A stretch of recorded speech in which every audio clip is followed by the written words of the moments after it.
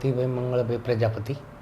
મને છેલ્લા થોડા ટાઈમથી શ્વાસની કફ એની તકલીફ હતી થોડી.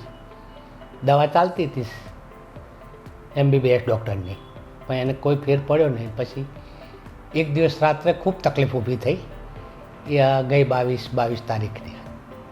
પછી તો ક્યાં ધ્યાન બાન મને રહી નહીં આમાં.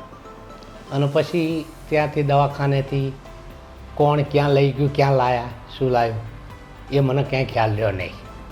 પછી 2 દિવસ પછી ભાન આવી મને થોડી ઘણી, એટલે એમ થયું કે હું ક્યાં કાંઈ મોટા દવાખાને છું એવું મને લાગ્યું. પછી તો જેમ સમય ગયો એમ થોડું ઘણું મને ભાન આવવા માંડી અને શરીર સ્વસ્થ થવા લાગ્યું.